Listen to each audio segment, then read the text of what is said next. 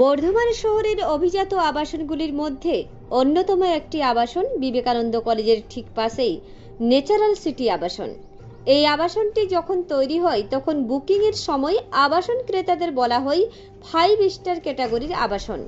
সমস্ত রকম পরিষেবা যুক্ত এই আবাসন, কিন্তু বছর ঘুরতে না ঘুরতেই আবাসনের প্লাস্টার খসে পড়তে থাকে। বর্ষার সময় জলে ভেসে যায় আবাসনের বেশিরভাগ রাস্তাঘাট। নিকাশি ব্যবস্থা খুবই খারাপ। মশার দাপটে নাজেহাল আবাসিকরা। রয়েছে পানীয় জলের সমস্যা ও বৈদ্যুতিক সমস্যা। আজ ন্যাচারাল সিটি আবাসনের আবাসিকরা বিক্ষোভ দেখালেন ন্যাচারাল সিটি কর্তৃপক্ষের বিরুদ্ধে। তাদের অভিযোগ, তাদের দাবি অবিলম্বে পূরণ করতে হবে। দাবি পূরণ না হলে ন্যাচারাল সিটি আবাসনের আবাসিকরা বৃহত্তর আন্দোলনের পথে নামবেন বলেও তারা জানালেন। আবাসিকদের আরও অভিযোগ, ন্যাচারাল সিটি কর্তৃপক্ষের কাছে বারংবার আবাসনের সমস্যার কথা লিখিতভাবে জানানো সত্ত্বেও কোনো কর্ণপাত করেননি ন্যাচারাল সিটি আবাসন কর্তৃপক্ষ। বিশেষ করে পানীয় জল এবং বৈদ্যুতিক সমস্যা চরমে ওঠায় তারা আজ বিক্ষোভ দেখালেন। তারা আরও জানালেন, আবাসনের ক্ষুদে আবাসিকরা এবং বয়স্ক আবাসিকরাও গত 2-3 রাত ধরে ঘুমোতে পারেননি, অনিদ্রায় রয়েছেন। বৈদ্যুতিক সমস্যার কারণে এবং প্রচণ্ড তীব্র দাবদাহের কারণে অবিলম্বে বৈদ্যুতিক সমস্যা এবং পানীয় জলের সমস্যার সমাধান করতে হবে, এই দাবি তারা জানালেন।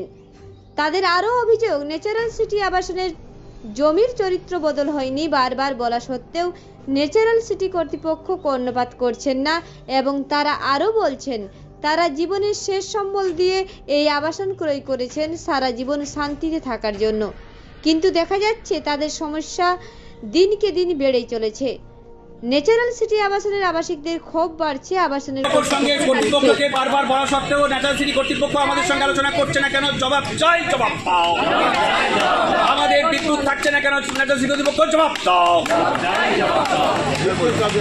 এটার জন্য ন্যাচারাল সিটি কর্তৃপক্ষ জবাব দাও। প্রত্যেকই নানা রকম সমস্যা। প্রথম তো কারেন্টের ভীষণ সমস্যা, সবসময় কারেন্ট থাকে না। জলের তো সমস্যা, লিফট বন্ধ যায়। লিফটে অনেকবার আটকে গেছি, আমার বয়স্ক মা আটকে গেছেন, বাচ্চারা আতঙ্কিত হয়ে আটকে যায় এখানে লিফটের মধ্যে, কিন্তু ওদের সেটা অনেকবার বলা সত্ত্বেও কিছু হয় না। এবং কর্তৃপক্ষকে অনেকবারই কল করে বলা হয়েছে, ওনারা ফোন রিসিভ করেন না। লেটারও দেওয়া হয়েছে, ওনারা আসেন না, কথাও বলেন না। আমাদের প্রমোটার ওনাকে অনেকবার আমরা মাস পিটিশন করেছি, কিন্তু মাস পিটিশন সত্ত্বেও উনি কোনো বাড়ি চিঠির আমাদের উত্তরও দেননি, বা একবার যে আপনাদের সাথে আমি বসে মিউচুয়াল করে নেবো, কী প্রবলেম হচ্ছে সেগুলো বলুন। এটা কি ওনার দায়িত্ব নয়, না এটা কি বাইরের লোকের দায়িত্ব? আমি ন্যাচারাল সিটির অনেক পুরনো আবাসিকদের মধ্যে একজন। আমার নাম ইন্দ্রনীল গুই। আমাদের মধ্যে অনেকগুলো এখানে ইস্যু রয়েছে যেগুলো অলরেডি আমাদের মা বোনেরা কভার করেছে অলরেডি, এবং নাইকেলদাও বলেছেন। তাও আমি কিছু কিছু জিনিস জাস্ট আমি হাইলাইট করব।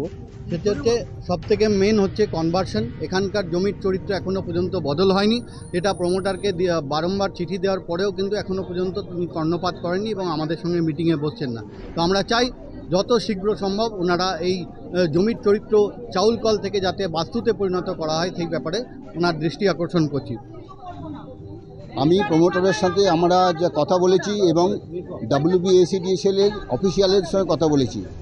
ইলেকট্রিক্যালের ব্যাপার যে বার্নিং সমস্যাটা হচ্ছে, প্রমোটাররা দোষ দিচ্ছে WBACDSL-কে, WBACDSL দোষ দিচ্ছে প্রমোটারকে। এই দুয়ের মাঝখানে আমরা পড়ে আছি। কেউ ক্লিয়ারলি কিছু আমাদের বলছে না যে কিসের প্রবলেম, কাদের প্রবলেম। ন্যাচারাল সিটি আবাসিক, আমি আমার জীবনের চাকরি লগ্নের শেষকালে এসে অনেক কষ্ট করে এই ফ্ল্যাটটা কিনেছিলাম। এই ফ্ল্যাট কেনার সময় আমি স্টেট ব্যাংকের কাছে যাই লোনের জন্য। স্টেট ব্যাংক বলেছিল এটা আমাদের অ্যাপ্রুভ প্ল্যান। তো আমি তারপরে আর কোনো সার্চিংয়ে যাইনি, যেহেতু এটা ব্যাংকের সার্চিং করে পরে অ্যাপ্রুভ প্ল্যান হয়। কিন্তু স্টেট ব্যাংক আমাদের সাথে ওয়ান কাইন্ড অফ ফ্রড করলেন। তিনি আমাদের লোন দিলেন, আমরা জানি তখন তো কাগজপত্র কিছু দেখিনি। এখানে ল্যান্ড কনভার্সন নেই, ইলেকট্রিসিটি কোনো প্রপার পেপারস নেই, মিউটেশন আমরা করতে পারিনি। কিন্তু আমরা তখন যখন দেখতে গেলাম, ব্যাংকে বললাম, ব্যাংক বলছে আপনারা লোন নিয়েছেন, আপনারা কে দায়ী? বলছে আমাদের কর্তৃপক্ষ দিয়েছে, অ্যাপ্রুভ প্ল্যান করেছে।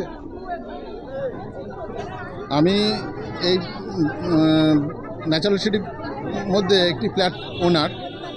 আমার ব্লকটা 1 নম্বর ব্লকে আমি বাসিন্দা, কিন্তু আসার পর থেকেই দেখছি এদের বিভিন্ন ধরনের এরা আমাদেরকে যখন বিক্রি করেছিল বিভিন্ন ধরনের কথাবার্তা বলে বিভিন্ন অ্যামিনিটিজের স্বপ্ন দেখিয়ে আমরা সমস্ত আমাদের সারা জীবনের যে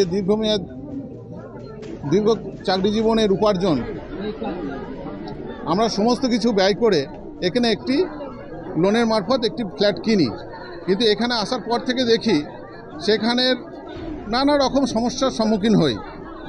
কখনো দেখি লিফট নেই, কখনো আমি টপ ফ্লোরে থাকি, সেক্ষেত্রে আমাকে দেখা যায় যে আমাকে সিঁড়ি দিয়ে উঠতে হচ্ছে। আমরা সবাই ন্যাচারাল সিটি আবাসনের বাসিন্দা। আজকে আমরা খুব স্বতঃস্ফূর্তভাবে সবাই এখানে জমায়েত হয়েছি আমাদের কিছু সমস্যা, কিছু ইস্যুকে এখানে তুলে ধরার জন্য। গত দু রাত ধরে আমি বলতে পারি, যেখানে পশ্চিমবঙ্গের সমস্ত জেলায় তাপমাত্রা এত বেশি, অতি তীব্র দাবদাহের শিকার হয়ে চলেছি, সেখানে গত দু রাত ধরে আমাদের এখানে কারেন্ট নেই। আমাদের এখানে কারেন্ট কখনো আসছে কখনো যাচ্ছে, জেনারেটরের যে কানেকশন আছে সেটাও পর্যাপ্ত নয়। আমাদের গত 2 রাত সম্পূর্ণ নির্ঘুম কেটেছে। সঙ্গে সম্পূর্ণ সহমত রেখে আর একটা কথা বলতে চাই যে আমাদের এই যে জমি, এটার কিন্তু কোনো মিউটেশন বা জমির কোনো কনভার্সন সেগুলো কিন্তু হয়নি।